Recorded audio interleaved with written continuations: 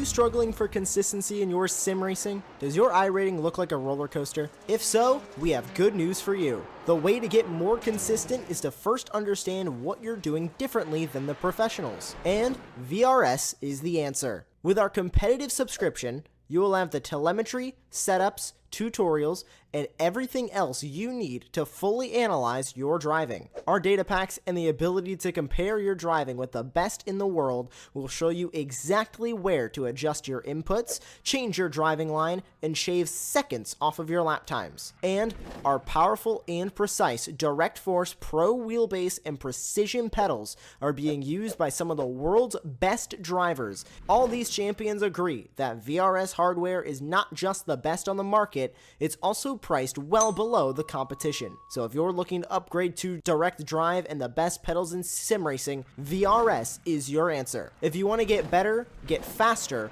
and make it happen sooner rather than later, you owe it to yourself to find out why so many people are switching to VRS. You'll be so glad that you did. Visit www.virtualracingschool.com and learn why the best use VRS.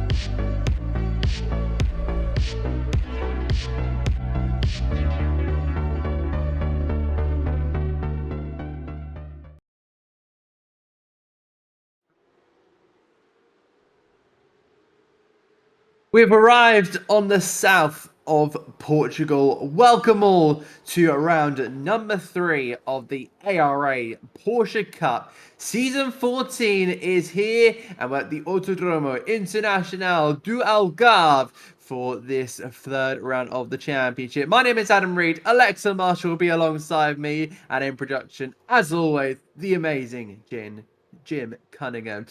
Of course, an interesting circuit as well. 2.85 miles of brilliant elevation and Portuguese asphalt. Really intrigued to see how it's going to go. Alexa, of course, we're in for an absolutely amazing race today, I think. We've seen these Porsches the entire season long, and they are always a treat to watch. Whether you call it Algarve or you call it Portimao, it is always a circuit that is very much like a roller coaster, especially in a Porsche Cup car. You can already see it coming on to the main straight. That absolute bump coming through, as of course there is going to be qualifying out there at the moment. But of course, it's the AMPs who are currently there, and we will be going to them very, very shortly. But Adam, going across this as well, only 3 rounds deep, yet we already have a pretty interesting Drivers' Championship in our hand. We do, and it's been absolutely superb so far, but also a little bit dominant, and there is your pro standing. Paul Dufro up at the top here for Unity Racing Team, 273 points for the Frenchman ahead of Kim-André Bjorklund for Team Racing Norway. Then we find Tony Despotakis, who took his first win of the championship in the second race at Mexico City with Pascal Ville and Christian Carlsen, another Sim Racing Norway driver. Davidis Laurenonis for the RSB Motorsport Team with James Parker and Steve Clydes, with Kevin Chevalier and then Helder Sequeira. Corey Lazarus, he hasn't been here since the opening round in Okayama, and then we find Dominic Beck with Frank Porte Ruiz and Ben Peterson, who also hasn't been here since Okayama. Some really, really good drivers in that list. Of course, some drivers still hoping to gather some more points, but this is the championship standings for the amateurs. Lenny Kiefer up at the top of the standings. However, he leads by only 12 points over Gordon Haug, the Norwegian, hoping to get some fantastic points with Tristan Engelstad for Quad Dash Racing. Alex Rossell in fourth ahead of Ruben Iglesias and Joey Iron with Philip Bignac for Blackhole, and then Xavier Bulliner, the American, for Prism Motorsport. Ryan Stringer and then Thomas Verm ahead of the home hero of Max Nevin Shea, Ruben Cueto, Dylan Ham, Danny Huntley, Christian Maltarek, Alex Kassir, Strong and Dylan Ast will round off the field, and that is your championship standings. We head into the third round of the championship. You can already see we are now already 14 minutes into this qualifying session. The AMs have been doing their lap, and it does look like our pros are now out there at this moment in time. And a warm welcome back to not just to this championship, but to the top of the standings, Corey Lazarus. Yeah, a man never to be counted out. I mean, I've personally seen what he can do elsewhere, so seeing what he's going to be able to do here tonight, of course, like you said, Adam, missing at that second round, but in that first round, he was on an absolute astonisher. Like, he is very consistent in these cars. Of course, only a P number 11, though. But that is because he did not compete in the second round. He would take a third place in the first round he competed in. So now straight back into the top position. I would say he is definitely going to be looking for a bite of that podium cherry, possibly even to go all the way to the top for the New Zealand driver across the entirety of the night. Paul Jouffreau goes P number 3 and Tony Despotakis in P number 2. Indeed, and you're seeing how tricky this track is. Of course, so much elevation. You know, there's so much to this circuit as well. You've got that middle sector, which is almost roller coaster-esque. This circuit has hosted so much over the course of its last few years as a racing circuit. It only opened, in fact, in 2008. So probably the first piece of racing here happened back in 2009. So still a relatively, relatively new circuit compared to other circuits across the globe. So interested to see how a lot of these drivers are going to go about. Talking to the format first before we move on to anything else, it has changed a jar. Everyone is known to have those two races for the first one at Okayama. We had a qualifying like this, and we went into a 25-minute first race ahead of a 30-minute second race, and it was the same thing in Mexico. However, this is completely changed. We are now doing a 1 hour race, so 1 hour singular race with a 60% 60% tank there, so that will require a pit stop for everyone here. So you're not absolutely sprinting to the end, you are looking after a car for an entire hour. This is probably going to invite some slow burning races we usually see in esports events and sim racing events like this, and league races all around. So I think the interesting thing is, how will the drivers adapt to it? Well, I think that's the thing. They used to go in for the sprints, as there is Paul Jouffreau who goes to the top, right, as we talk about going as quick as you can. But that is going to be the major thing, I think, in the first stint. You want to get as far ahead, because you never know what is going to happen when it comes around to a pit stop. You could make a mistake on entry to the box. You could make a mistake on the exit. You could get a penalty possibly for speeding as well, or maybe breaking a few too many rules coming around the track limits. So that is where it's going to stand as Corey Lazarus hits P number 2 on the board overall at the current moment in time. The top 5 all pro, and make that top 6, as that is going to be Christian Carlson and then Pascal Whale, who is going to go over the lines now, making it top 7 all pro. So it seems like the pros are coming to their own, as there is Kevin Shavler, who is going to go P number 7, but it's a 1 minute 45.620 for him, but still it's incredibly close up at the top, Adam. It's only a few margins between them, basically only 300ths of a second. It's been brilliant to watch some of these qualifying sessions, just seeing how close it is, but it does look like that we will have the top 8 all full of pros. And the reason we mentioned that is we were given a bit of information beforehand that we actually could have had a potential that the amateurs could have been faster than the pro, because I'll destroy the kind of secret here, but it could rain at some point during this one. We thought it would happen during qualifying.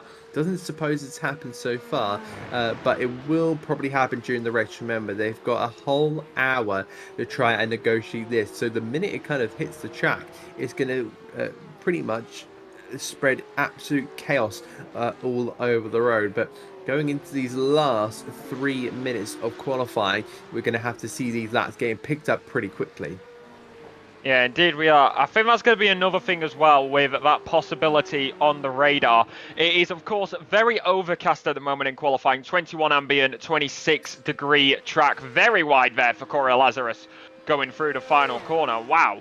Well, that is going to mean that is it for him in that moment. But with that, that's going, surely, if anybody's got a radar, you would think if they can see that, it's going to be lingering in the back of their mind. Could it pick up speed? Could it hit a lot quicker than I would expect? So that's definitely going to create an aspect of maybe a bit of uneasiness in these drivers. Of course, they're Porsche Cup cars. They're not like Formula 1 cars where the wet tyres will absolutely burn straight through themselves. The wet tyres can be pretty durable in these Porsches, but still, even then, if the rain hits early, how's that going to fare with only the 60% tank? Because it's going to be down to strategy tonight, I would think, if we do get that rain hitting the Algarve circuit. We're just having a swig of water there whilst we finish up that sentence. But you know, I think strategy is definitely going to be something to take into consideration tonight, just because, as you say, if the fuel does come maybe about 10 minutes into the race, you're going to have to pretty much make another pit stop, which really to throw into the conversion. You may also want to fuel up and just use that time to push as well. So it will definitely be something to take into consideration. I'm sure a lot of our drivers would have maybe had a bit of a pre-plan. Some drivers have maybe gone away into private lobby to just maybe practice some of those moments. That is Davidas Laureanonis, and he's had a bit of a struggling time here at Portimao so far, despite having about 10 minutes on the clock. He's not having the best time there down in 17th.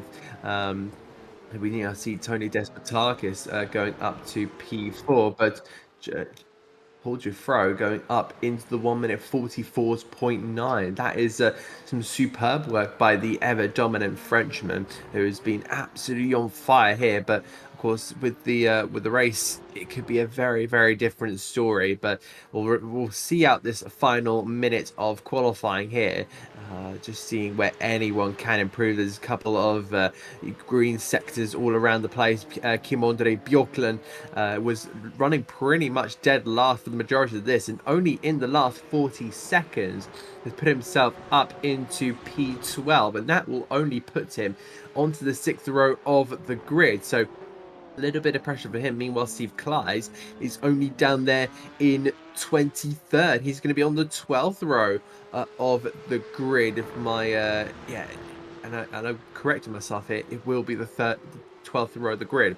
Don't know why that was such a struggle for me, but we eventually got it out there into the world, and it does seem like there's going to be some very, very tricky moments throughout this qualifying session, and the checker flag will fly. The session will come to an end, and we'll have the grid for you in just a moment. But Alexa, superb qualifying from most of the drivers there. It's just an absolutely amazing qualifying, so you can only imagine how the race is going to come the way as the grid order is going to get set. It is going to be Algarve, and the grid order is going to look like this. Paul Giuffreau will line up on pole position with Corey Lazarus sat in P number 2. Christian Carlson sits P number 3 with Tony Despotakis in P number 4 to round out the second row. Then Dominic Beck and Pascal Wheel, followed by Kevin Shavler and Frank Porter Ruiz to round out the top 8 of pros. Going into AMS a little bit, it's P number 9 for Joey Ireland with Lenny Kiefer in P number 10, P number 11 for Gordon Howe, and then another pro of Kim-Andre Borkland in P number 12 as we go to the second page, Adam. Ruben Iglesias headed Alex Rossell with Helder Sequeira and Tristan Engelstad. Christian Maltarek coming back to the championship headed Davidas Lorinonis and Ryan Stringer. And then to round out that 10th row of the group will be Florian Enger, a new driver to the championship. Thomas Verm will be ahead of Max Nevin. Chai, the Portuguese driver, will be ahead of Steve Kleiss and Ruben Cueto, with the back row of the grid being Danny Huntley and Dylan Han to round off this superb grid. Of course, Florian Egner, which that's a brand new driver to the championship, so that's going to be a bit of a pronunciation fail on this one. But we await the lights here at Portimao in the mist surrounding the circuit. All the drivers are now loading into the lobby. I think we're just waiting for one more driver right at the back of the grid before we can then get set here at the Autodromo Internacional do Algarve in Portugal, the third round of the championship. It looks like we're missing someone there from the third row of the grid. They have just popped up. If there are any more that we're missing, we've got to wait for those 5 red lights above the drivers. Clutches in, build the revs, watch for the lights. We go racing here at Portimao. Decent start there from Paul Giuffre, but look, Corey Lazarus will look to try and come up on the inside here. I think that's Christian Carlson who's going to try on that outside line. They make their way into the first corner, hopping over the sausage curb and on towards turn number 3, trying to fight for every single ounce of space. Someone's off in the gravel in the background there. It seems like it might be the 2 Germans of Florian Anger and Thomas Verm, but over the crest they go and on towards Tour de Fit turn 5 at the hairpin. They'll try and fight again for any piece of space they possibly can. I think that's also Tony Despotakis looking for a bit of a gap, and Pascal Viel has managed to put himself up into 3rd. I think Christian Carlson's got himself in a little bit of a mistake there, and there goes Pascal Viel round. Chaotic start here into the 1 hour race. It's really, really unlucky start, and that is going to be it. Oh, that is not what you wanted at the start of it. But Paul Giuffre luckily still leading, followed by Corey Lazarus. Tony Despotakis still behind them. But you can see, we saw it in turn number 1. About 2 or 3 drivers went wide. And I'm looking on the timing, there was a wreck behind as well. But you see the rest of the grid fighting their way through. There is Tony. They are having a skirmish between all these drivers as the camera looks to the hills momentarily, but back to trackside. And it is now continuously around Algarve, but the leaders not giving each other any space. Constant defence for Paul, but Lenny Kiefer is locked in this fight as well. He is continuously defending that place, and there is Corey Lazarus one more time round the final corner, going to go up and through the leap, onto the main straight, under the gantries, past the grid stands, and that is going to be Paul Giuffre who leads, followed by Corey Lazarus and Tonis Vestakartis, but that's going to be Corey Lazarus who is going to get alongside on the inside, and that is going to give him the lead. Lovely into turn number 1. Paul Giuffre jumping over the sausage. That is airborne for a Porsche. Indeed it is, and I think that Giuffre just couldn't get the traction down on the end of Hjälp, the final corner here at Portimao. Right on board here with the Greek driver Tony Despotakis, see if he can potentially get a position here on Paul Giuffre, since Paul Giuffre pretty much just got opened up, and Corey Lazarus, spotting that gap, went through on that inside line, but making their way in towards this middle sector. We'll have a look and see what happened on the first lap. This was Christian Carlson on his way down in towards, you see there, oh, this is going to get a little bit tight, on toward the left hand side and gets tapped around. How unfortunate that gets hit there by, I think that's a Chevalier, and again gets held up by the Unity Racing team car. Apologies Unity if I have got that wrong. I haven't quite got a spotter's guard on me, but if anyone can provide that maybe next time, that'd be beautiful for next time. Tristan Engelstad down in towards the hairpin. You see how kind of compiled it gets there, and wow, that is some mega avoidance by Tristan Engelstad, only rising up 2 places in that. But you saw the car in the background there, That might have been Dylan Ham, who's all the way back there, having that slide off Tour of it. But on towards what appears to be lap 3 of this race, it's still Lazarus ahead of Dufresne. But in towards turn number 1 we go. The Frenchman not quite being able to go for the gap this time around, but someone who is going to go for a gap here looks to be Joey Ireland on Gordon Howe. That's a switch from 2nd place in the AMS. Yeah, not too bad across the board for them. As they continue around in the background as well. Going to have this hold up. Kim Underlay right there, all across the board, bumper to bumper, coming through the corners. That is always a tricky one, no matter what car you're in.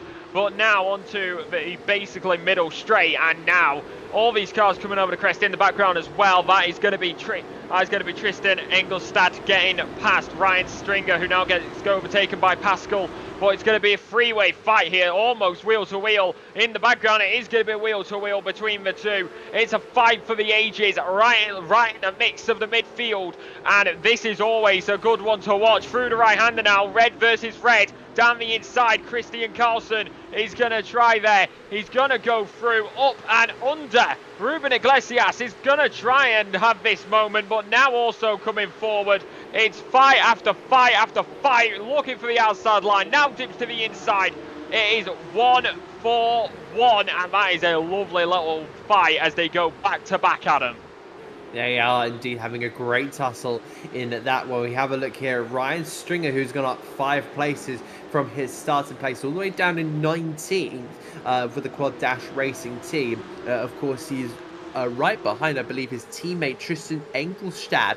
So doing a superb job there, but they're looking to try and push their way up. They're currently also sitting 5th and 6th in the amateurs. So if they can potentially get a podium place here, that could get pretty interesting. We now look back to the lead here between Corey Lazarus and Paul Dufresne. I think Dufresne has already realised here that he's got an hour in this race. Do not just go full chat here in these early stages. Oh, moment there for Corey Lazarus, and it looks like the car is now going to tumble down 1 place, down 2 places to Tony Despotakis. I think he may have just lost the rear, noticed it from his steering visuals, slammed on the brakes to try and get it stopped, and in that kind of moment or momentum, Dufresne just went on through, Despotakis went on through, and poor news for the Kiwi. And let's have a look at this one. Dufresne pressurizing him, but we're having a look at that silver car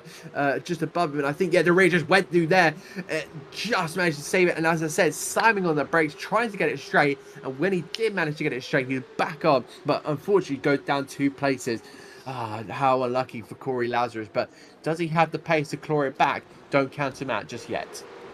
Neither. And of course, further down in the field as well, you got Christian Carlson and Ryan Stinger. They've been going back to back constantly, and it seems like they are going to still going to fight this. Christian in front, Ryan Stringer behind. Going to be going now through this corner. 110 versus, I believe, the number 70, and it is now going to go through and through. Going to be up against them continuously, hammering into the back end of that Porsche. No ABS, no TC. Pure driver skill in these cars, but now the run begins on the full throttle as quickly as you can. Hop in the toe, hop in the slip, down the main straight, coming over the crest. Main stand, of course, always a spectacle for a spectator. But now down and hopping into it. Is he close enough to make a move? Down at turn number 1, Ryan Stringer, right on the back of Christian, looking to get into the top 15, yet gonna back out of it for now. Does not want to try and make a move at turn number 1, as it could be very bad, as Gordon Howe seemingly losing out a few positions a little bit further ahead.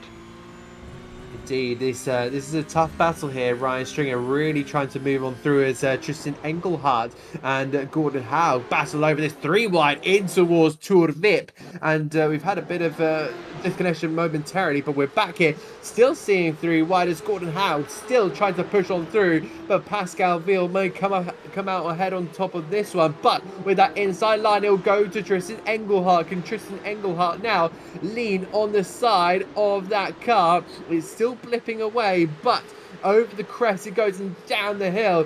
Pascal Ville, with the experience of being a pro in this championship, just edges out ahead. Oh, Yeah, something has happened. Something's happened to Lazarus, and it seems like a disconnection as he is just tumbling down the order. And iRacing doing iRacing things as these guys go side by side. Lazarus now back up into P number 7. So dropping quite a few positions. Something seemed to happen to him. So we'll have to wait and see if we can get a replay on what happened, because that is very peculiar. There is no replay on that, so that we can find. So that is just very peculiar what happened to Corey. And now through onto the main straight, we're still watching this. Tristan Egston, Pascal Wheeler, Gordon Howe, and Christian Carlson going onto this as we go and look real quick. But I can see what happened here with this blue car. There may be a bit of a loss of the rear. Oh, we've had a bit of a blipping car, it seems like. So Lazarus had a disconnection. It seemed like this is actually Corey Lazarus's car. Oh, did he get hit up the rear? This is a strange one, to be honest, but looks like he's having a few issues, it seemed like, at this moment in time. That's what I'm also being told in my ear. He has teleported back to the pit, so got a tow back. I wonder if he will be out of this race entirely. Speaking about this race, look at that. Kevin Chevalier, the amateur, is not looking... sorry, the pro driver, my apologies, Kevin, is out of this race apparently. So that's not going to be ideal for the Unity Racing team, despite one of their drivers currently being in the lead of this race, and the maximum points you can get in this one is going to be 130 points. Yeah, max points is what you're going to be looking for across the board, but to do that, you've got to get up as quickly as possible as they head continuously throughout this circuit, heading towards lap number 7, currently on lap number 6, and it does seem like starting to spread out a little bit. You've got the one big train from P number 7 to P number 16. However, other than that, it seems pretty even across the board as Tony Despotakis goes fastest overall on the previous lap, and nearly a whole tenth quicker than Paul Chauffeur on the previous. So that is what's going to be another factor in this. On a 26-degree track, 21-degree ambient overcast is on the forecast. And of course, this is the ARA Porsche Cup. And of course, you've got the Apex Racing Academy. You can get a gold, you can get a silver, or you can get a bronze subscription available for purchase, as they produce setups and track guides for over 50 cars, including the Porsche Cup cars that you are watching tonight. You can get the subscriptions at apexracingac.com. That's apexracingac.com. You can purchase a bronze, silver, or gold subscription. As that is very, very wobbly on the rear end. And that is going to be extremely close between them, interrupting the monologue. Yeah, that was a pretty good monologue up until then, introducing our brilliant setups. But just want to have a look through some of the standings here, because Tony Despotakis last time around was the fastest car on the racetrack, a 45.575, a tenth ahead of Paul Dufro on that one. But we'll have a look here with Lenny Kiefer leading the championship in the amateurs. Last time I saw him, I think he was in a BMW M4 GT3 for the ARL GT3 championship. Finished okay in that one, but I think missed for the half of the round. But the Luxembourg driver holding off Joey Ireland for the lead of this one. They'll head over the crest and on toward the main straight here with 12.5 minutes into the session here, but there's still so much to fight for. And again, Joey Ireland trying to get into the wing mirrors of the Luxembourg driver. What about Gordon Haug, who was fighting up at the sharp end of the amateurs? And I think David Lauren Onis is backwards. He is being luckily avoided by both of our on-cam drivers. He's just sitting there trying to find a space. Don't get hit, don't get hit. Oh dear, that could have been so close. And the Lithuanian driver is very much tumbling all the way down the field. He's having a bit of a tiny tussle there with Stephen Clyde in that one, kind of the back of the pro driver in this one. Just Lauren Onis having a bit of a moment there. Super unfortunate, but he'll find himself in this quartet battle. Yeah, right in the quart, and it is now going through this. It's interesting because we were watching other drivers. Next thing we know, there's a spun round car in front of us. So it'll be interesting to see if we can get information on what happened to him then. Maybe possible contact with the drivers in front. So we will only have to wonder for the time being as he goes on two wheels momentarily as you go over the ever famous crest with that camera angle. As this is what's going to happen here. Coming down into turn number 1, into the braking zone. Red car behind. And no, just touching the sausage curb, and they always like to buy. Round goes the Porsche, very, very close avoiding by the passing cars.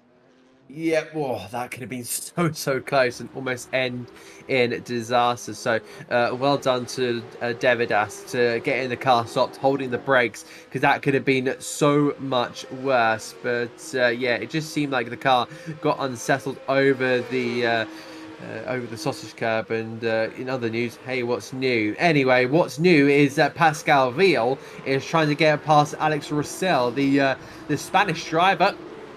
He's currently sitting there in P9. A superb run from him, but Pascal Vial will see that gap up the inside. There's contact, and that will see Alex Rossell spinning around. The Spaniard in such a good place, but unfortunate contact there. I just wonder if some of these drivers are still in the mentality of it's a sprint, but I can tell you it's a marathon, not a sprint this time around. There is still 45 minutes left to go in this one, and for everyone sitting out there watching this race, do not go anywhere, because it's going to get pretty spicy as the race goes on, as Steve Kleiss shows exactly that, with David Asloranonis now feeling the pressure behind.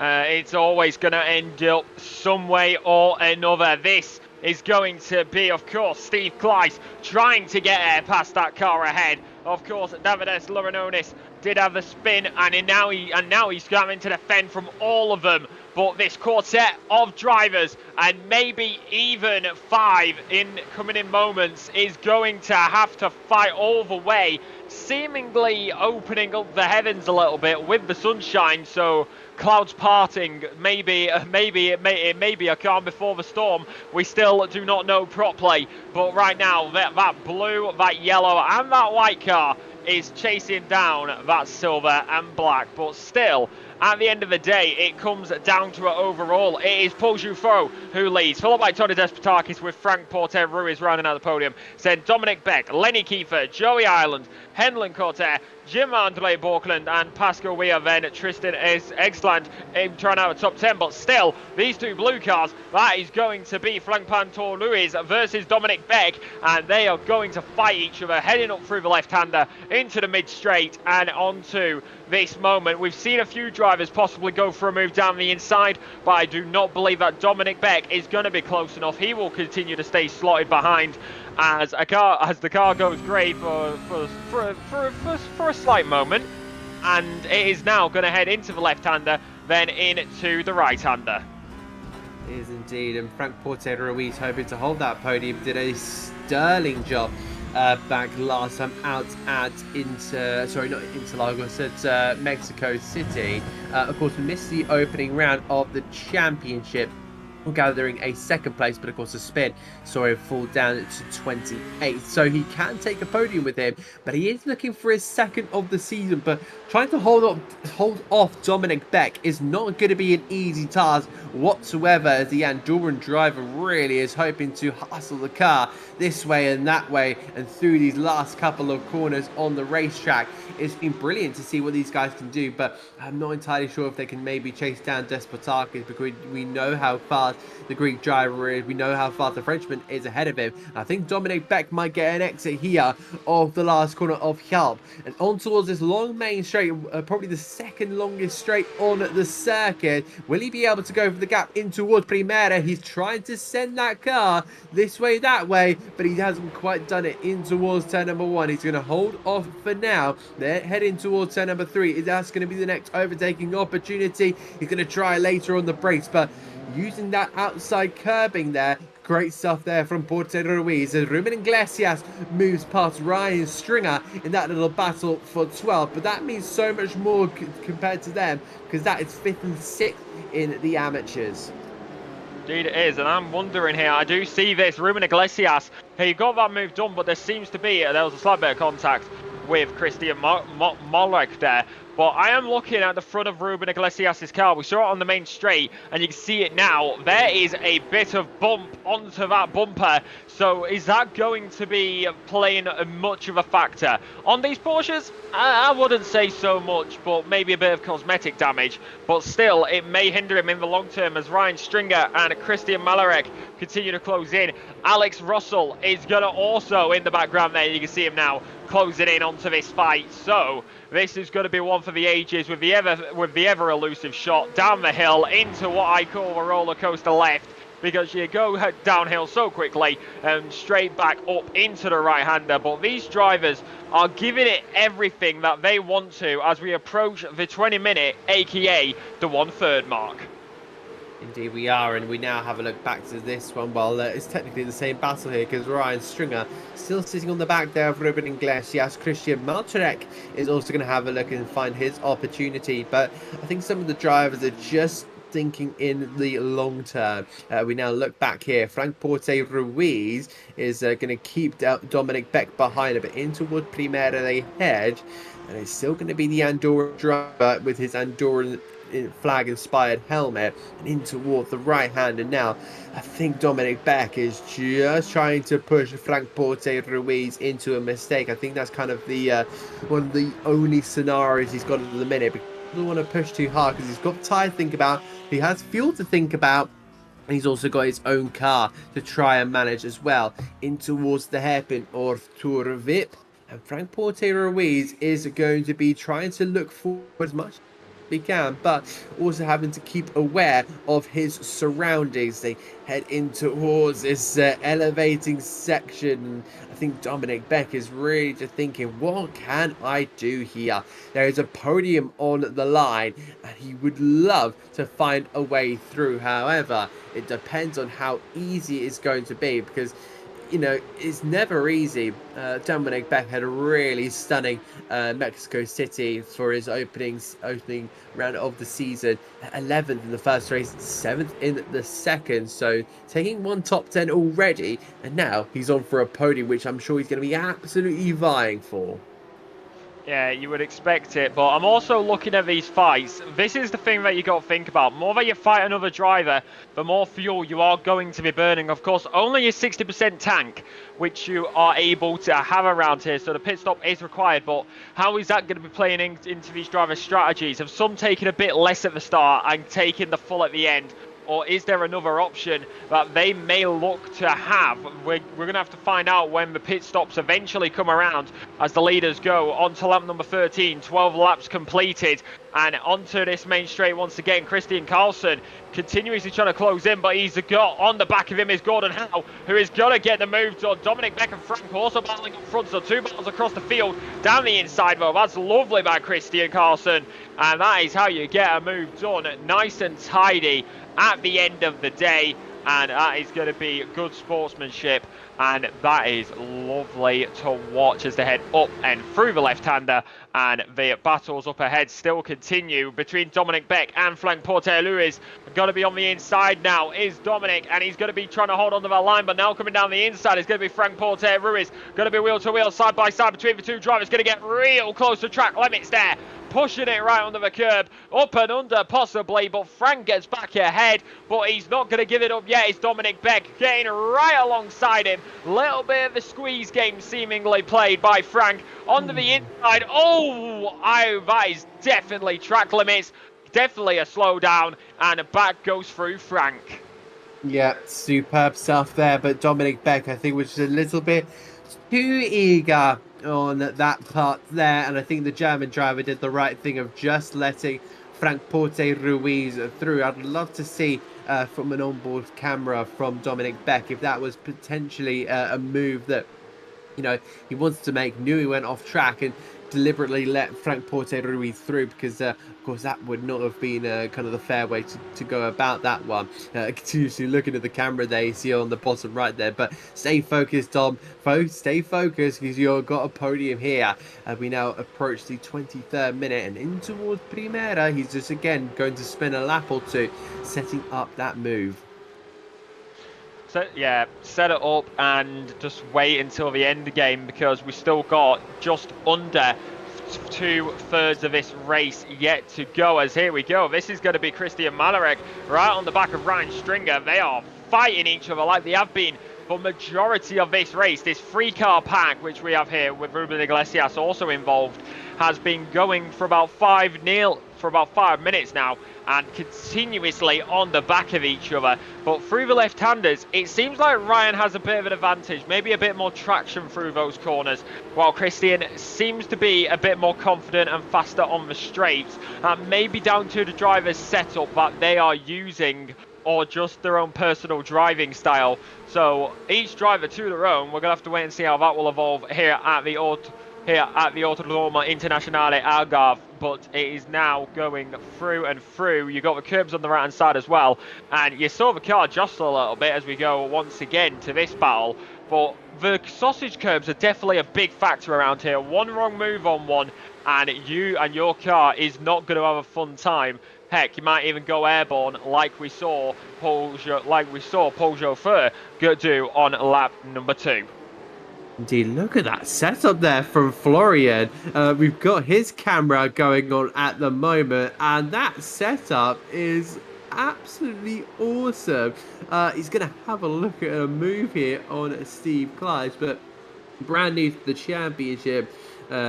Florian definitely trying to really get that car rotated. I think he's looking pretty settled in his Porsche Cup car, but if he can maybe make an overtake, I think that will really boost the confidence, especially because he wasn't present at Okayama, he wasn't present at Mexico City of the Lion GP Academy. I think he's really hoping to push on forward, see if he can potentially get something going on here. They head their way in toward Primera. That Siptree proving to be quite strong here on these Porsche Cup cars, and I think that the German just needs to make sure that he's keeping himself composed in all of this one.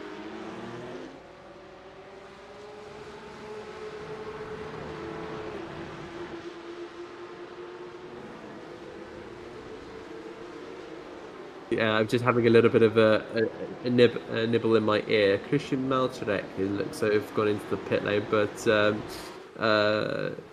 I mean, I'm going to say it anyway. Florian, your setup's amazing, but it does go to show that maybe a amazing setup doesn't quite make you that quick. But he is still moving his way up through the field. You know, he's gone up 2 places. He's up to 18 because of Christian Malczarek and a few.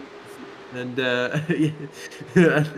somebody's having a little bit of a giggle in the production commentary. We do like to have a little bit of fun here at Apex Racing TV, but if there is any messages coming through in my inbox, just be prepared that the voices may suddenly change for the next round of the championship, or or something along those lines.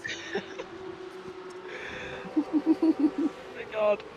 Well, here we go, and down the main straight. I'm going to be a lot more composed, and here comes Tristan Eaglestad coming and defending, because he's got Gordon Howe just behind him through into turn number 1 of Primera. So now going to be heading into the right-hander as well, and now you got the red car on the inside, and maybe looks for an up and under through into this corner, but no move done for the time being, and hopefully through the left-hander that is going to be nice and clean and nice and tidy. Lovely jubbly sound as a pound heading down into the braking zone, though. Some people may pound it down the inside, but it's nothing wrong with it, as that is going to be hitting it like a steak and right into the rear bumper there of Tristan Eaglestad is Gordon Howe. So not that much that was able to be done there. It's a toasty 30-degree track with 21-degree air temperature. It's hot enough to have an egg. Interesting point. Interesting use of languages in there. That was pretty interesting on into my ears, but we'll have to see how that all pans out. Maybe you'll be getting another direct message, Alexa, to your inbox. I hope not. I hope for our sake none of us do. But come on, we're 28 minutes into a race here, and we've got, I'm pretty sure we've gone even longer without having this kind of mischief. But someone who's not, well, who's going to try and be a bit mischievous in terms of his strategy is Dominic Beck, who's going to be making his way into the pit lane here at the 28.5 minute mark. We'll have to see if he decides to change tyres, what kind of fuel he's going to be taking on. That's also Dylan Ham, who is now a lap down in the box as well. So we'll see if Dominic Beck decides to take tyres. The jacks don't quite go up, so he will not have fresh tyres either. So that's going to be super interesting. With the old tyres trying to go for it now, and there you go, Dylan Ham has decided to go, and no tyres for Dominic Beck. Wow, this is going to be a roll of the dice for the German driver. He'll exit in a no traffic. He'll appear in clean air with Ruben Cueto to almost 3 seconds ahead of him. So that's going to be the gap he's going to try and chase down and maybe find himself into third. I don't suspect he's going to be battling away with Tony Despotakis anytime soon. But if Despotakis does decide to go long, does decide to take tyres, we'll have to see if that becomes the plan. David S. Lauren Onis also having a little bit of a tussle with Steve Kleiss in this one. And we see there Florian with his amazing setup is now going up places. So you're welcome on that one. Yeah, Steve Kleiss currently holding onto it. Florian Egner going to be right there with him. I should have made the egg pun before. I should have made the egg pun like this before. Perfect name for it. As we do go up and down through the left-hander. But it is going to be Steve Kleiss. I've seen him before, mainly in other series, and he is one man who can never be counted out, but right on the back is Florian. He is not giving it up yet. However, I will go to that pit stop, Adam, whilst we're watching these three, as I will not be, as there's Lenny Kiefer, who is having to defend. Joey Ireland also right there, but Joey Ireland's going to fall back. Lenny Kiefer goes through, and that is absolutely amazing. But now, you've got so many people here. It is interesting. Joey Ireland's there. Lenny Kiefer ahead. Helder is going to be behind them, and then Kim Anderley Borkland is going to be trying to close in as well, but right on the rear end, trying to look for an inside line, but it's going to get covered off. We'll have to opt for the outside, up and under, through the left-hander, holds the outside line. Is Helder going to get an opportunity here to slot into this? Now going to go free align with, it's going to be free align, but to astern, and now through the right-hander, holding onto it pretty well. There is Helder continuously, absolutely wanting to get past that rear end. But I do wonder now, Adam, is a splash and dash an option some may look at? Because yes, you may not have fresh tyres, but you're going to save a lot of time by not switching. It will be an interesting scenario, interesting strategy to go with, I think, because, of course, some drivers are absolutely pushing the limits. You see there, Florian Eigner, who we're just watching here, he's right up the back here of Steve Kleiss, and I don't think he's going to be wanting to do a splash and dash, but neither is Paul Dufresne, because he's done a lap last time around that was, I'm pretty sure, 0.06 of a second slower than his fastest lap of the race. So he's staying pretty consistent in this one. So are other drivers around him. And we're just seeing now this quartet battle. Joey Ireland, who is now having a little bit of a tussle here with Kiefer, Helder Siqueira, and Kim-Andre Bjorklund. So I think Bjorklund is going to try and maybe take advantage of all of this. He's got to. A couple of drivers in the pits as well. Christian Karlsson for Sim Racing Norway. Ryan Stringer for Quad Dash Racing as well. So they've made some pit stops early. And Florian Eigner as well. He is also in the pit lane to try and see if he can maybe do a quick undercut. But we've seen it more in these kind of Porsche Cup cars and GT3s that sometimes, if you do have the pace, sometimes the overcut's the way to go. It depends on what these drivers have at their disposal at this moment in time.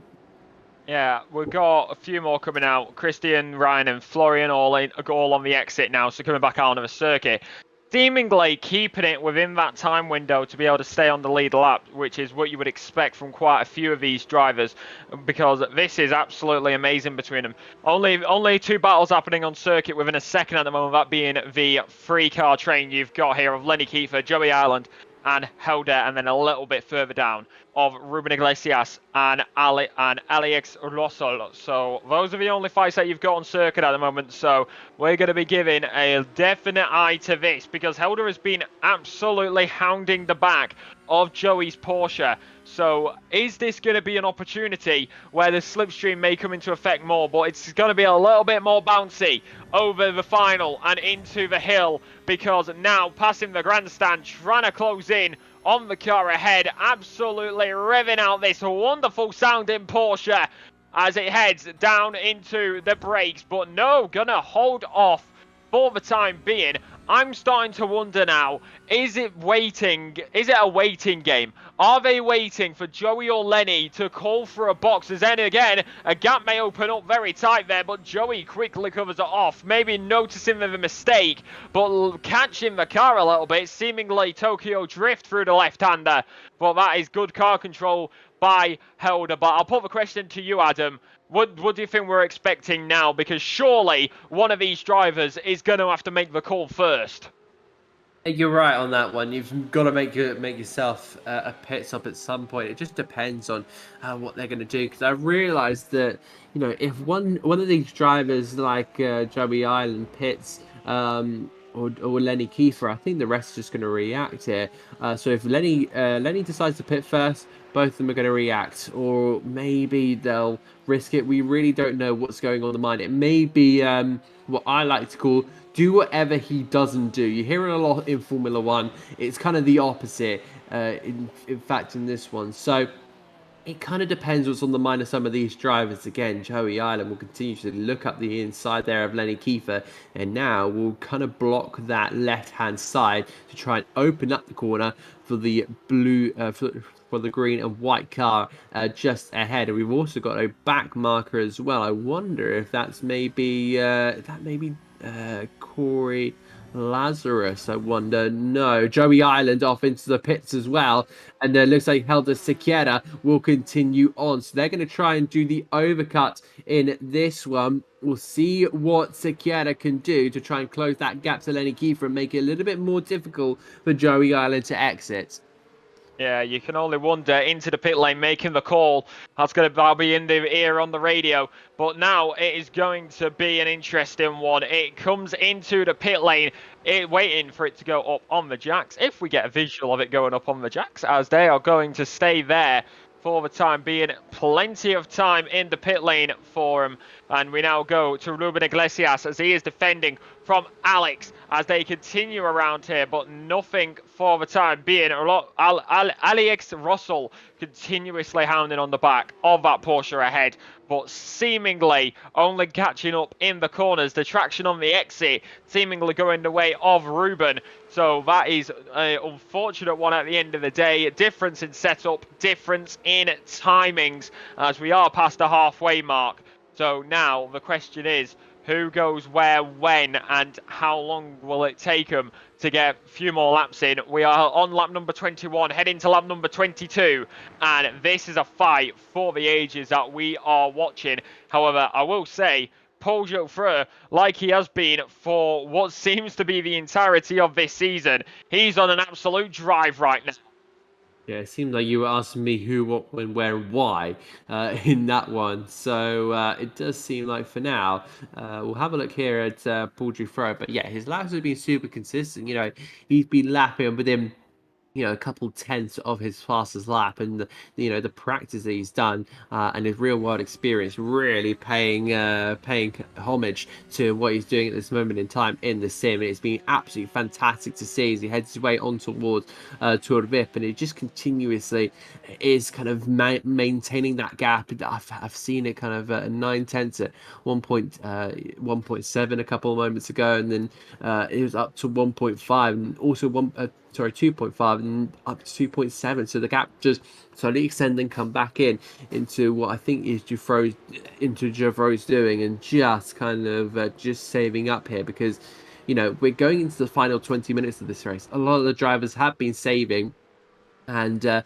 think they're just going to go for that splash and dash, as you say, Alexa. They're, you know, just going to try and fill up to the end at whatever point they possibly can. I think they've fueled up to the top, then they've drained the fuel as much as they possibly can, and they'll make their way in, fill it up as much as they can to get to the end and waste no more time, and then just kind of go from there. But Kim Andre Bjorklund is a very, very interesting driver at this moment in time, running in the 6th, not quite had it all together in qualifying, really struggled. And this is somebody who's running 2nd in the championship, 6th and 2nd at Okayama, 7th and 3rd. So with the way that the kind of rhythm is going, and the you know, yeah, to say the rhythm of the results are going, he's not going to finish on the podium here in Portimao, but maybe do at the start of the next round of the championship, which I will say is the bend over in Australia. So, yeah, less than just over 20 minutes to go here. Big battle on our screens now, Alexa. Yeah, and just going to your point as well, I'm just looking at the standings. Tony Despotakis is, of course, in there as well. It's only, like, looking at it, it is only about 16 points, to be exact, that is separating them. So it is very much a problem here for Kim Andre Bjorklund. He could end up losing P2 in the standings if it keeps on going like this. But of course, still in the early stages. But never say never, especially when it comes down to racing like this, as it seems like the sun is starting to dissipate a little bit because it's getting a little bit more overcast. But this is the battle. Lenny Kiefer, Helder, and Kim Andre Bjorklund. So, and you'll wait and see, as you can only imagine what would happen if we do get a bit of rain towards the end. Who knows? I'll have to check the radars, as there is a bit of a car on the right-hand side, but we are now 2/3 deep into this. 20 minutes remaining. This is the ARA Porsche Cup, and we will remind you that there is the Apex Racing Academy. You can get a gold, you can get a silver, or you can get a bronze subscription. Of course, there is setups for Porsche Cup and more. Over 50 cars. You've got setups and track guides for over 50 cars, including the Porsche Cup. And you can purchase bronze, silver, or gold subscription at apexracingac.com. That's apexracingac.com, as that was very close on the rear end of the Porsche. Now through the right-hander, we could get the final, we could get another overtake here, but Lenny Kiefer calls it and into the box. Indeed, he is, and I was just updating a little bit of my spreadsheet, getting ahead of the game here. But yeah, Lenny Kiefer, Tristan Engelstadt, Alex Russell into the pits. They are now making their pit stops with just over 18 minutes remaining, and I think there's going to be a lot of splashing and dashing come the last 15 minutes. They want to be in that pit lane as short amount of time as possible. And this will be interesting for Lenny Kiefer. Look at Max Nevin-Shea heading up to the top 10 albeit he hasn't made a pit stop yet.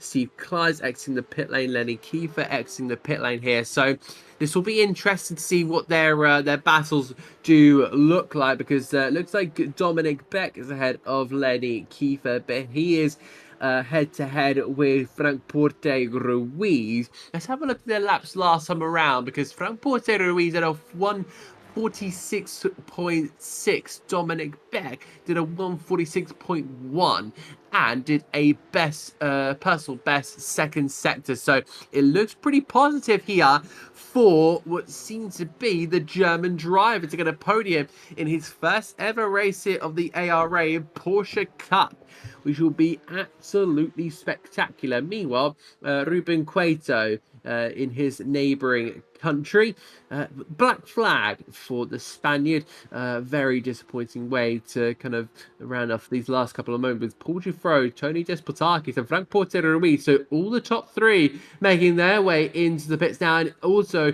Helder Sequeira. This is going to be mighty interesting. Yeah, lots of them in. Kim Anderley Borkland is going to take it out there. But right now, coming down the order, you still got Florian Egner versus oh, that's a replay, actually. That is what happened to Florian Egner to make him drop down the order. Apologies, I was looking at the wrong part of the timing tower. No worries on that one, but it does seem like the 2-3-1 there of Florian Egner was definitely not quite in the part of the circuit he wanted to be on. He was pretty much spaced at a 45-degree angle on that one.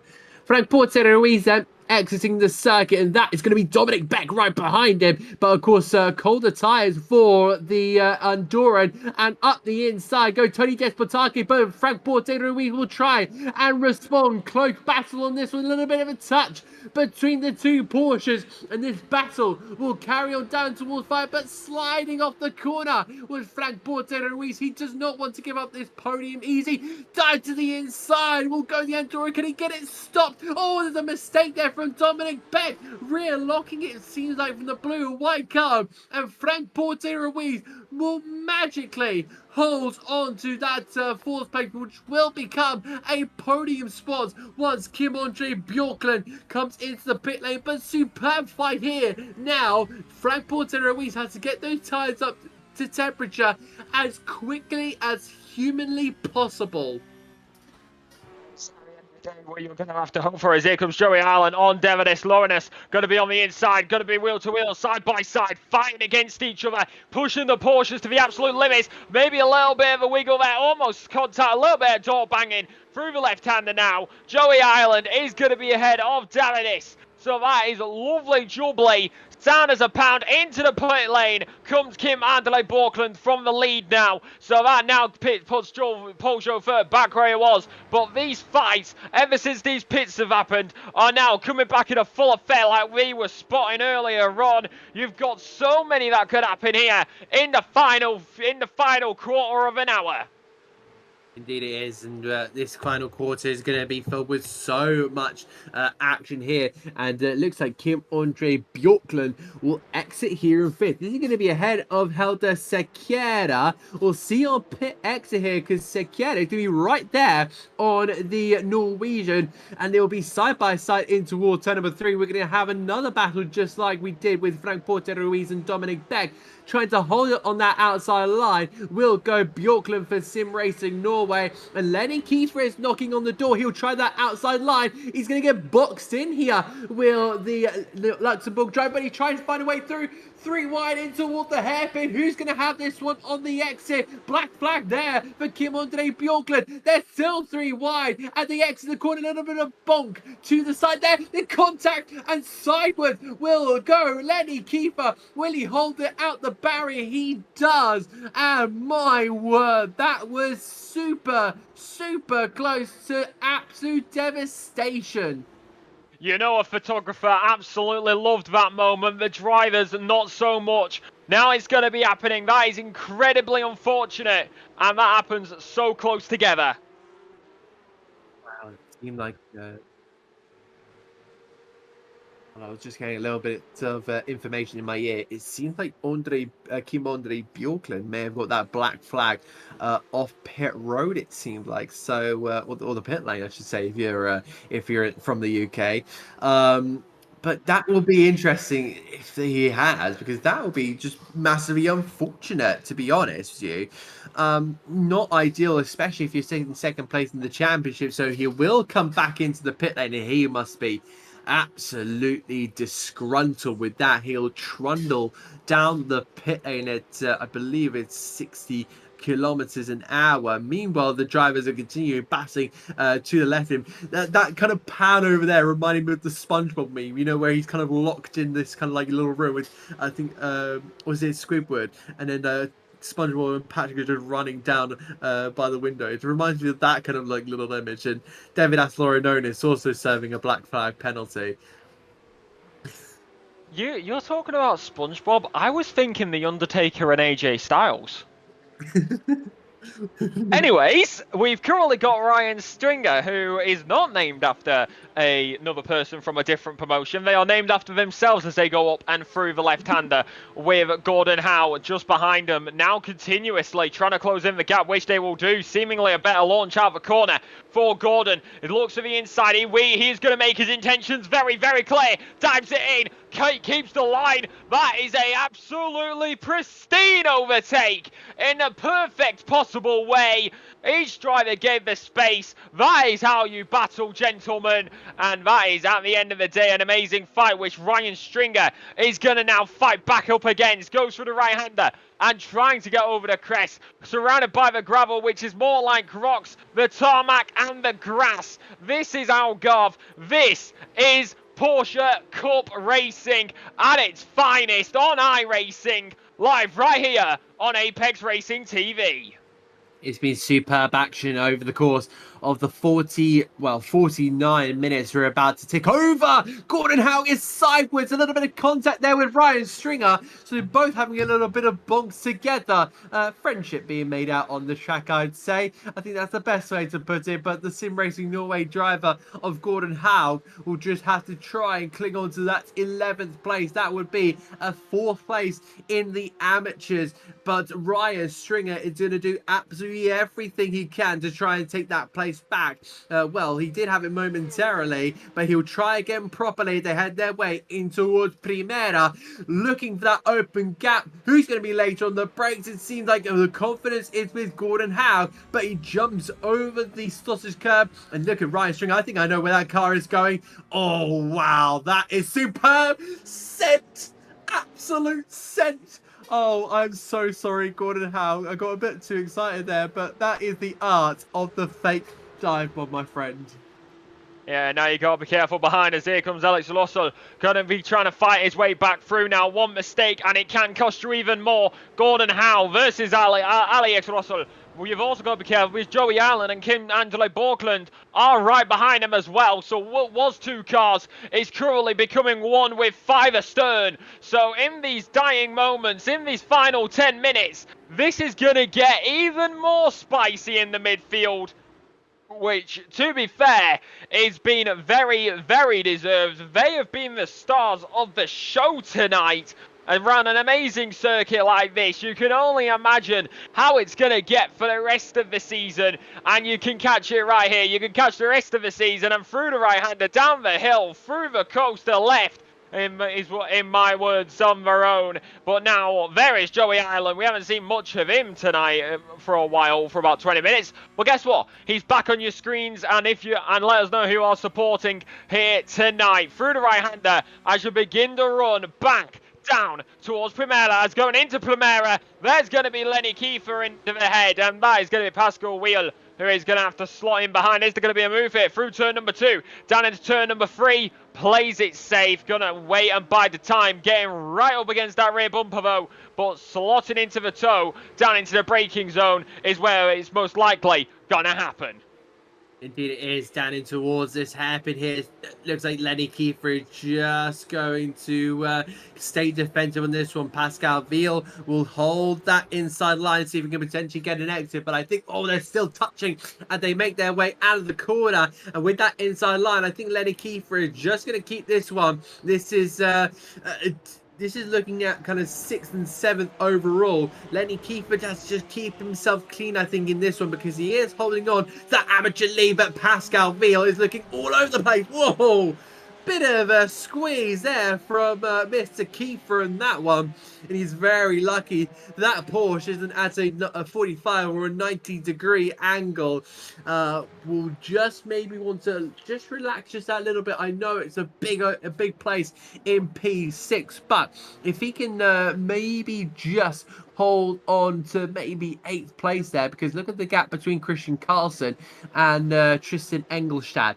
Almost 7 seconds. It's okay to maybe fall back 2 places because you're really looking at the amateurs, I'd say. But Kiefer will be looking for more. Of course, you're a racing driver. You're hoping to get whatever you possibly can. But, there's a bit of risk versus reward in the 3rd round of the championship.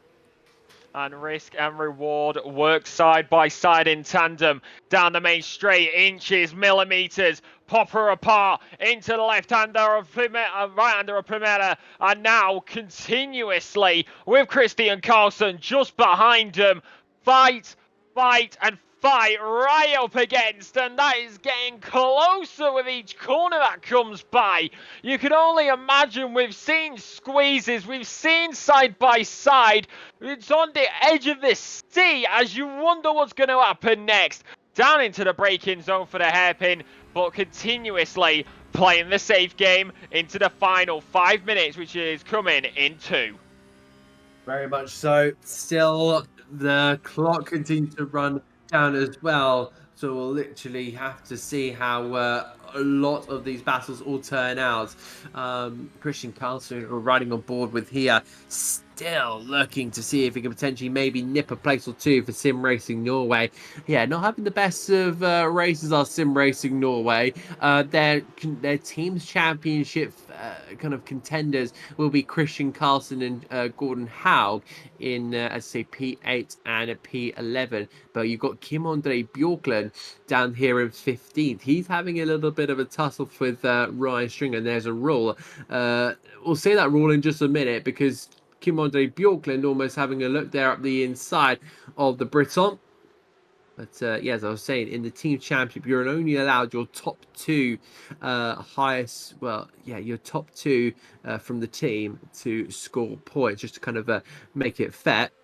And it looks like, oh dear, Frank Porter Ruiz will have a slowdown penalty. Meanwhile, Lenny Kiefer will be on the defensive once again. Pascal Viel trying to open up the corner as much as he possibly can. Will he try and get the inside? But of course, it looks like that avenue is blocked off there by Lenny Kiefer. Smart defending from the Luxembourg driver. And up the inside will go Christian Carlson. He spots that gap and will just move door to door here. Door handle to door handle, side by side, hopefully they don't decide to trade any paint together. They head in on towards the hairpin here later on the brakes, but I think the Norwegian is going to go a little bit too deep there, and someone just spectating on the right hand side. Yeah, very interested to see a car off on the right-hand side there as we're now into the final 5 minutes. This is once again just fighting. It's what you'll love to see in something that can age you. We'll tell you one final time, this is the ARA Porsche Cup. And that is going to be, that is a 4-car collision. Ryan Stinger, Steve Kleiss, Kim Andre Bjorklund maybe, and what on earth happened there? That was 4 cars, 1 corner. That never goes together. No, it does not. Let's have a look at this one. Kim Andre Bjorklund behind Ryan Stringer, down in toward the hairpin, just late on the brakes, too late. Oh, Ryan just didn't realize he was going like that. And there's a separate incident in behind. That was, I think, Steve Clyde involved in that one as well. I remember seeing that Eagle Speed Academy esports driver livery as well, and he's just up ahead on that one. I think black flag as well for Alex Russell and Kim Andre Bjorklund. So that's the second black flag for Kim Andre Bjorklund. That's going to be, could be instant limits, I'm being told in my ear. But this is going to be a crucial battle here. Alexa, take us through. Frank Porter Ruiz and Dominic Beck. Yeah, this is the final place for the podium, and it is coming down to it tonight. Who is going to come out on top? We're going to find out very, very shortly. A good defense by Frank Porte Lewis has been behind, but these two, like we saw earlier on, have been battling all night, and it has been absolutely amazing to watch. About half a second just separating them at the current moment, but now up and down through the left-hander.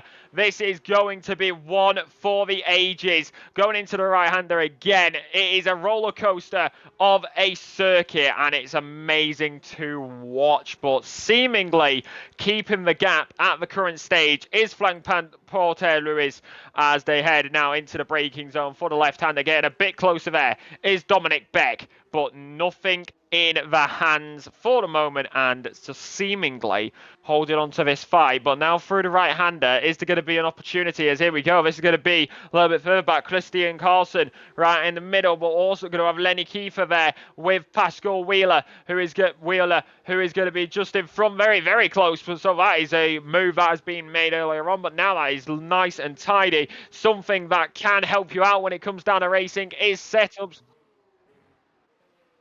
As we go once again to the front.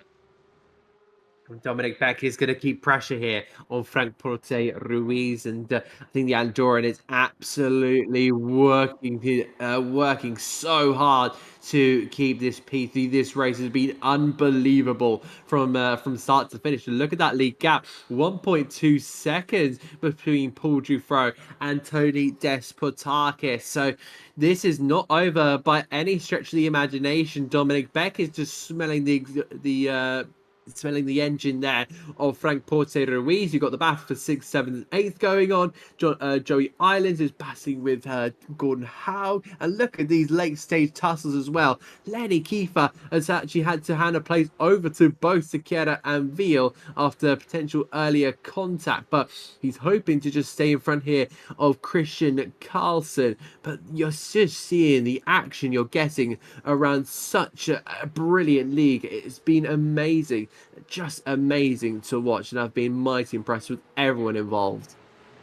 Yeah, it's one of those things. It gets absolutely amazing. We're on lap 33, going on to lap number 34 now. 1 minute 45 is the last lap time by Paul Dufresne. So this will be the final lap when you go onto it. We're going towards the end of the current lap onto the final with Tristan Ekstrad as they continue here. As you've also got Christian Carlson, Lenny Kiefer, and Pascal further ahead, as this is going to be all the way round. There is Paul Joffre.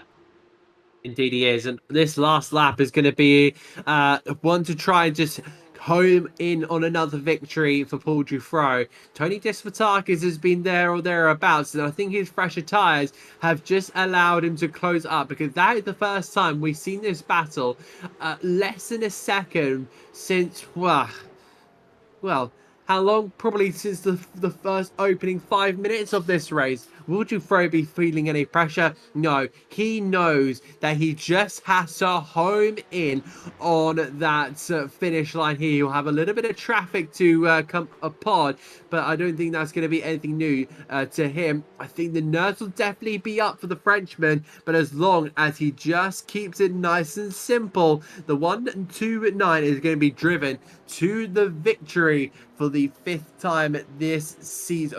I should say the 4th time this season.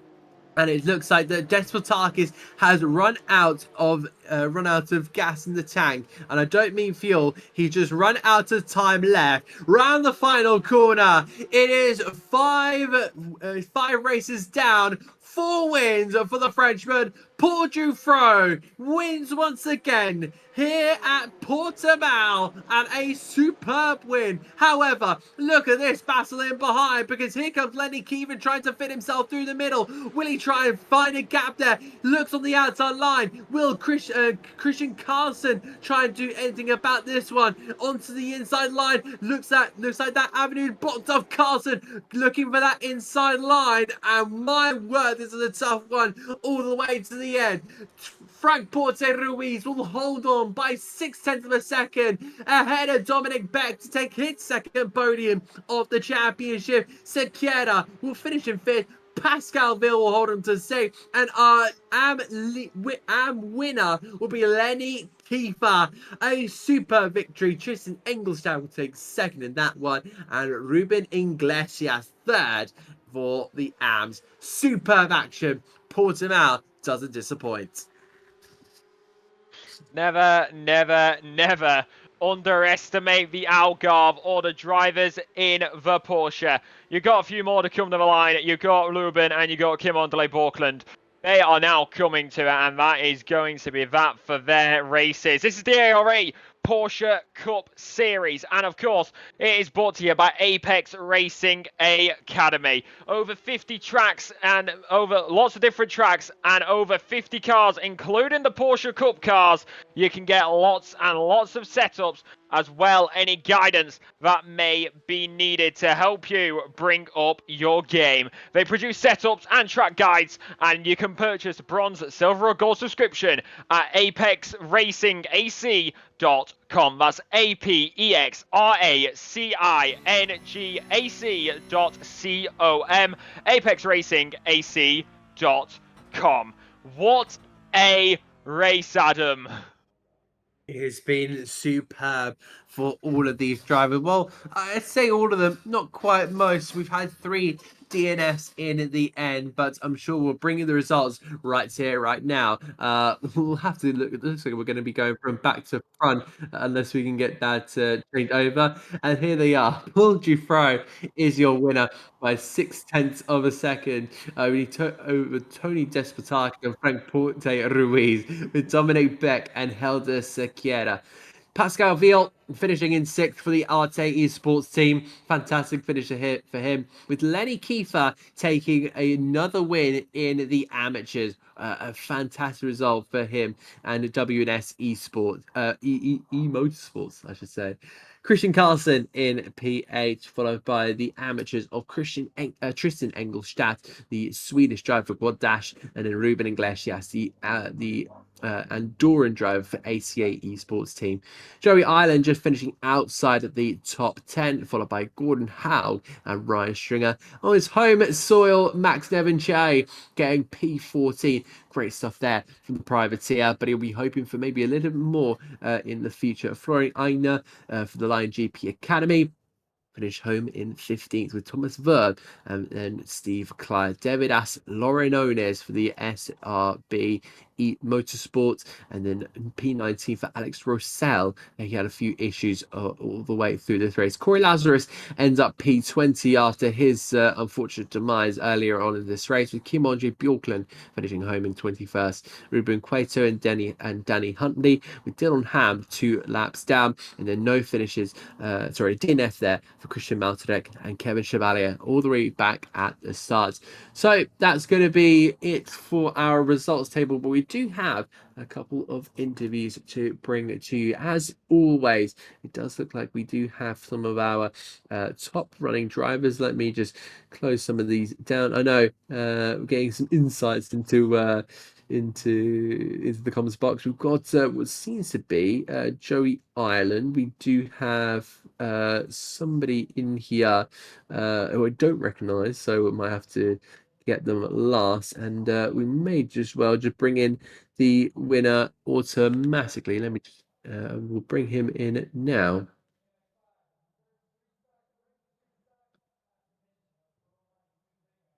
If I can there he is.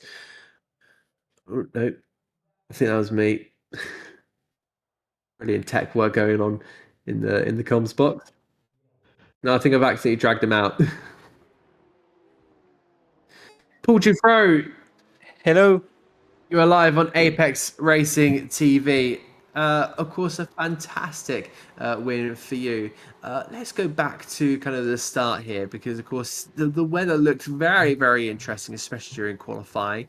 How was it kind of coping through those potential weather changes? I was really hoping for a wet race, because in a 1 hour race, it should have been really fun to watch, because a lot of fault would have come with the weather. But I was really hoping for the rain. So it didn't come out. So we drove on dry, and it was pretty fun. The start of the race was pretty fun, and after I was feeling bad with Corby, because he had a really good pace, and this internet connection issue was really a mess. Of course, and you had some really good battles for the early start, but for the rest of it, you kind of drove off into the distance. You seem to feel really confident with this Porsche Cup car. What is kind of the magic behind it? A lot of practice. I will not lie. A lot of practice. I have, I think, 100 hours of driving with this car. It's my favorite car on iRacing. So it's just hours of practice, practicing a lot, driving a lot on official races, and little by little you gain those stance and you understand how the car works, and little by little you're able to put everything in and to do a good laps. And of course, more towards the end, it was a pretty tight gap between you and Tony. Is that kind of you just taking your foot off the gas a little bit, maybe just try and cruise at home? No, I was pushing. It was really fast, but I made a little mistake at the pit. I put 3 laps of fuel of gap, a bit too much. I could have put like 7 liters less.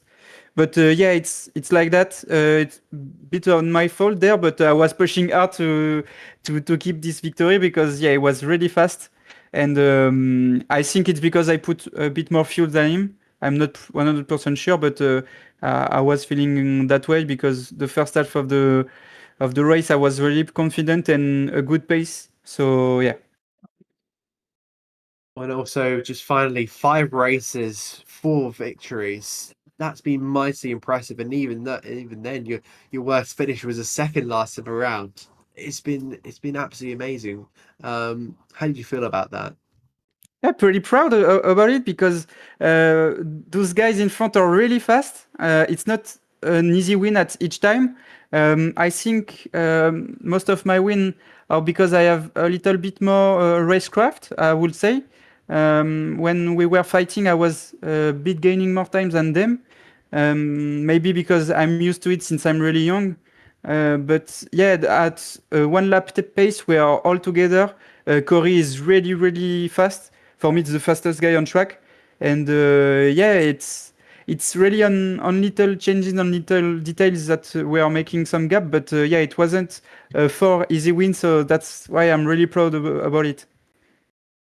Paul, it's been a pleasure to talk to you, and of course, all the best for the rest of the season. And of course, I'll give you one more all the best for your real life campaign in the Euro NASCAR Championship.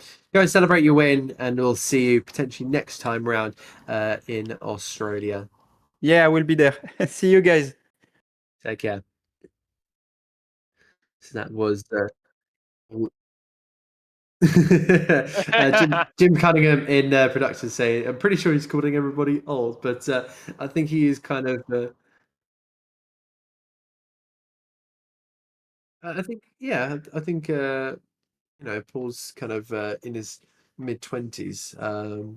But of course, I think we don't really, we don't get a commentary page sheet of every single driver. They kind of just, turn up and race. I mean, I wouldn't mind an information sheet on every single driver. That'd be pretty good. But we don't get that luxury. Some drivers want to turn up and race. Hence Max Verstappen at taking part in the Nürburgring NLS race recently. So it's just some of those guys just kind of want to race. Anyway, moving on, we do have looks like Joey Ireland is in there. Alexa, do you want to take this one? Of course, Joey Ireland, you are live on Apex Racing TV. Looked like a good fight in the midfield there. We saw you in a few battles throughout the night. So let's go through those first. Of course, the midfield pretty tightly packed, especially after the pit stops. What was it like out there going around such a roller coaster of a circuit? Hey guys, it was very difficult. I mean, we started P1 in class, which was fantastic. I quite like to consider myself quite strong in this circuit. We did a lot of setup work to get to where we are. But yeah, I mean, everyone in that amateur midfield and even the pros, they're really quick. We just got it a little bit wrong today. I unfortunately did a Ferrari strategy and told my engineer to give me fresh tires. Which costs me a podium place today, I think. Yeah, so looking to bounce back, of course, going to the land down under next time round. Do you think there's going to be any changes to the plan going into next week? Yeah, I think we're going to do a lot more, get a bit more practice in, and it's a circuit I have actually never done. So it's going to be it's going to take a while to kind of acclimatize to that, and then also push forward and get some decent times in. But we've got to work on the setup because we're working from the base setup, so it's going to be a blank canvas really. Yeah, so working on the setup as well. Going into the standings, you were P6 going into this round. Do you think there's what's going to be the aim? Of course, we're still in the early stages, but after tonight, do you feel like you know who you're going to be fighting around for the rest of the season, or do you think there's definitely a lot more in it? I think we've got a lot more to extract from the car. Again, I think in the standings at the minute we're fighting Ruben and Lenny, which are absolutely class drivers. It's going to be difficult, but I do think we can probably work our way up to P3. The target is P3, so if we can get there, that'll be great. So, of course, going up against Lenny throughout that race. So, of course, you said in the standings, but also it did seem constant back and forth, a bit like a yo-yo. So, are you ready to possibly consider a rivalry there, or is it just nice side-by-side racing, even if it is constant back and forth? I mean, if he wants a rivalry, I'll give him one. I mean, you know, it's very close. I feel today I could have extracted a bit more pace, but again, he just defended really well. He drove really well, and obviously he deserved to be in the position he was. Again, I thought I'd be able to get the undercut and have some fresh tires and win it there, but it looks like when we changed the tires, they just didn't wear enough to warrant the tire change, so we lost a lot of time. Yeah, even with a few earlier on, it was P number 4 in the overall for you tonight, alongside Ruben Iglesias just in front and Gordon Howe just behind. So going towards the end of this, is there anybody you would like to thank before we let you go? Oh yeah, 100%. I mean, a big thank you to my two sponsors, Square One Systems and Foursquare Solutions, and also XCar. Recently joined them, and then I wouldn't be able to do or be where I am today without my race engineer John. So thank you very much for that. Well, that is fair enough, and we shall let you go. Hope we shall see you next week in the Land Down Under. Lovely, thank you guys. And that was Joey Ireland, Adam. What a night! Yeah, a brilliant night of racing, and I was just saying there was somebody else in the kind of the waiting room for a conversation. That was another Joey Island. He has 2 accounts in that one. So yeah, that's all wrapped up for the interviews tonight. And well, Portimao, you've been an absolutely fantastic circuit to host this third round of the ARA Porsche Cup Championship for season 14. We'll see you later. We have got round 4 coming up next week at the Bend in the Land Down Under. We'll see you in 7 days' time, where our championship contenders take to the very, very difficult circuit. Will Paul Dufro take another win, or can another driver come from the mist and claim a victory there? Well, the answer will be answered in 7 days' time. But for now, take care. Good night. Good night.